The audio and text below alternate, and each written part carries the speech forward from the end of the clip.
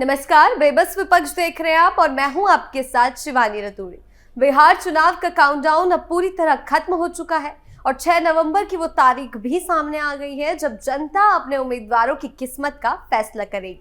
पहले चरण के चुनाव में 121 सीटों पर मतदान होना है और इसी बीच दूसरे चरण का चुनाव प्रचार भी शुरू हो चुका है। लेकिन इन सब सियासी हलचलों के बीच महागठबंधन फिलहाल पूरी तरह उलझा हुआ नजर आ रहा है।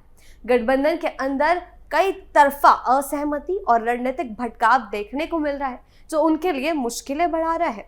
इस समय नेताओं की बयानबाजी गठबंधन की छवि को कमजोर कर रहे हैं। तो क्या चल रहा है महागठबंधन के अंदर, बताएंगे आपको। लेकिन खबरों में आगे बढ़ने से पहले एक नजर डालते हैं बिहार की टॉप हेडलाइंस पर।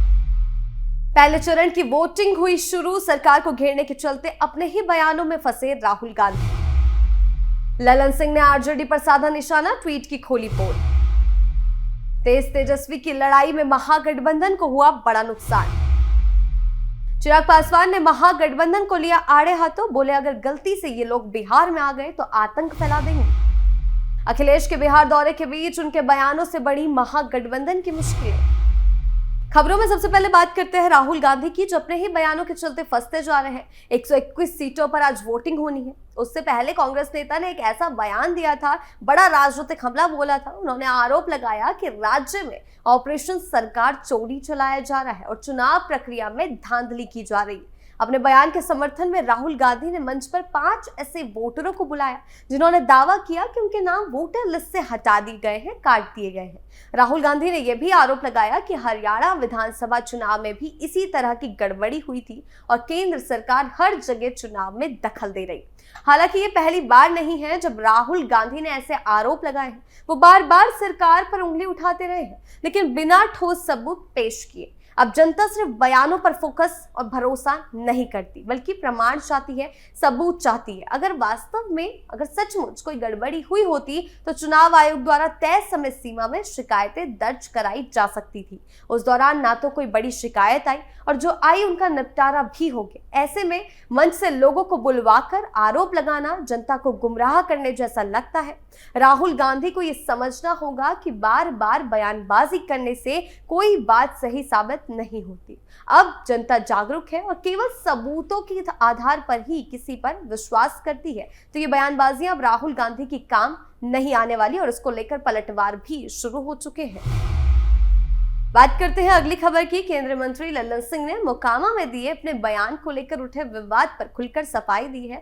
जी हाँ, जो वीडियो वायरल हो रहा था जिसमें वो धमकी देते हुए दिखाई दे रहे थे, उनका कहना है कि जिस ट्वीट के आधार पर चुनाव आयोग ने कार्रवाई की उसी के अनुरूप पटना डीएम के आदेश पर एफआईआर दर्ज की गई और वो चुनाव आयोग के सभी निर्देशों का सम्मान करते हैं। लेकिन उन्होंने आरजेडी के उस ट्वीट को भ्रामक बताया और कहा कि वो भ्रम फैलाने वाला बताया, जिसके कारण ये पूरा मामला तूल पकड़ गया। अनंत सिंह की गिरफ्तारी के बाद ललन सिंह वहां प्रचार प्रसार करने पहुंचे, लेकिन उन्होंने सीधा सीधा आरोप लगाया जो वीडियो उनका वायरल किया जा रहा है वो गलत है। जिस वीडियो के आधार पर उन पर कार्रवाई की गई वो गलत है। इस तरीके का कोई भी बयान उनके द्वारा नहीं दिया गया था। उनका कहना है कि उनके बयान को तोड़ मरोड़ कर पेश किया गया है और वास्तविक संदर्भ से हटाकर उसे गलत अर्थ में ले जाया जा रहा है। उन्होंने साफ किया कि मोकामा के जिस गांव की बात हो रही है वहां एक दबंग नेता रहता है जो गरीब और कमजोर तबके के लोगों को डराकर मतदान करने से रोकता है। और इसी संदर्भ में उन्होंने कहा है कि अगर व्यक्ति फिर ऐसा करता है तो गांव के लोग उसे घेर कर रोके और यदि वह खुद वोट डालना चाहे तो उसे बूथ तक ले जाकर मतदान करवाए, उसके बाद घर में बंद कर दे ताकि वो दूसरों को रोक ना सके। ललन सिंह का कहना है कि उनका मकसद किसी को धमकाना नहीं था, बल्कि गांव के गरीबों को उनके मताधिकार का प्रयोग करने के लिए प्रेरित करना था। उन्होंने ये भी दोहराया कि उनका बयान सार्वजनिक रूप से दिए गए पूरे वीडियो में साफ सुना जा सकता है और आरजेडी द्वारा इसे तोड़ मरोड़ कर पेश किया गया ताकि राजनीतिक लाभ उठाया जा सके। ललन सिंह ने आरजेडी पर जनता को भ्रमित करने और झूठे प्रचार के जरिए माहौल बिगाड़ने का आरोप लगाया और कहा कि इस तरह की भ्रामक बयानबाजी से सच्चाई नहीं छिप सकती।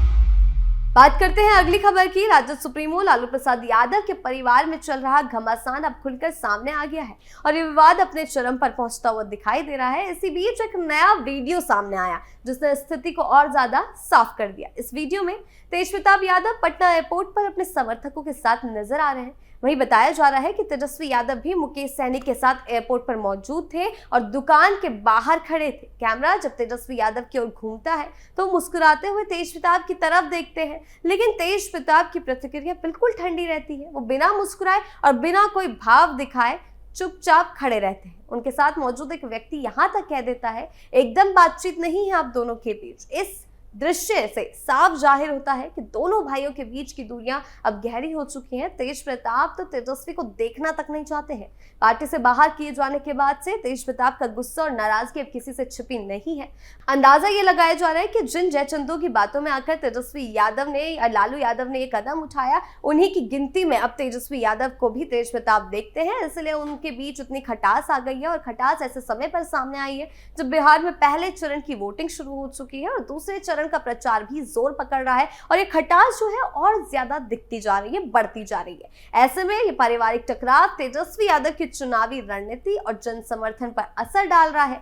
तेज प्रताप ने हाल में दिए एक बयान में इस संघर्ष को धर्म और अधर्म की लड़ाई बताते हुए कहा था, जो कृष्ण की बात नहीं मानेगा वो गड्ढे में गिरेगा। उन्होंने यहाँ तक कि उनको बच्चा तक कह दिया, उनको झुनझुना थमाने की बात कह दी। तो यानी कि पूरा का पूरा विवाद जो है खुलकर सामने आ रहा है। दोनों भाइयों के बीच की कड़वाहट देखने को मिल रही है, जो सीधा सीधा तेजस्वी के चुनावों पर असर डाल रही है। राजद की एकजुटता पर भी सवाल खड़े कर रही है, जो चुनाव में उनके लिए बड़ी मुश्किलें खड़ी करने वाले हैं।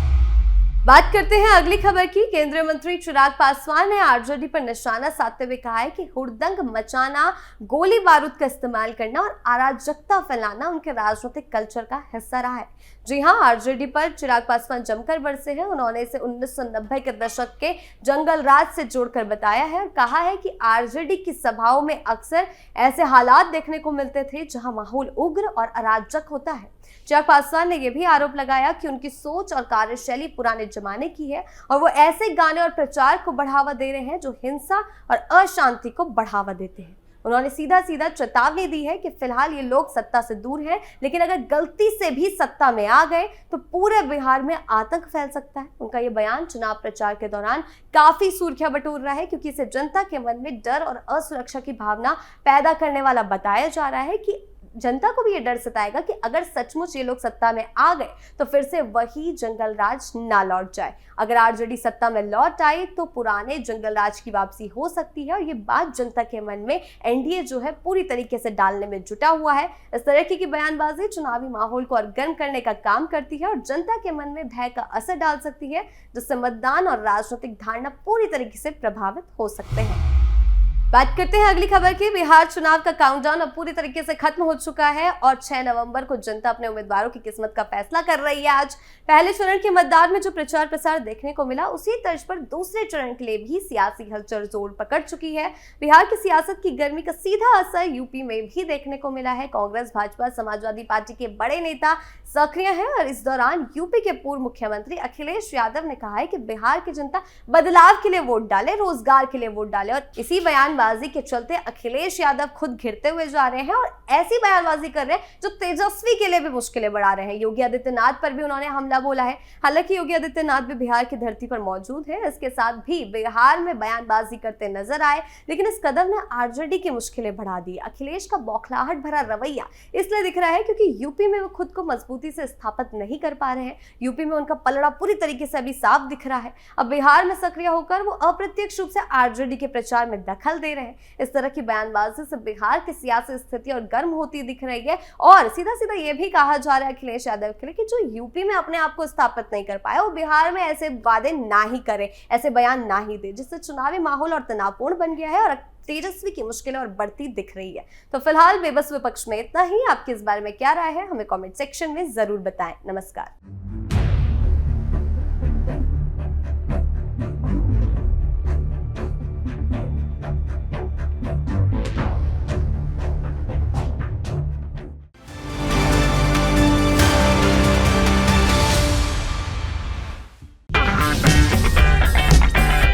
अगर आपको हमारा वीडियो पसंद आया हो तो इसे लाइक करें, हमारे चैनल को सब्सक्राइब करें और हाँ, बेल आइकन दबाना ना भूलें ताकि आप तक हमारे वीडियो की नोटिफिकेशन पहुंचती रहे। आप अपना सुझाव हमें कमेंट बॉक्स में दे सकते हैं। हमारे साथ जुड़ने के लिए शुक्रिया।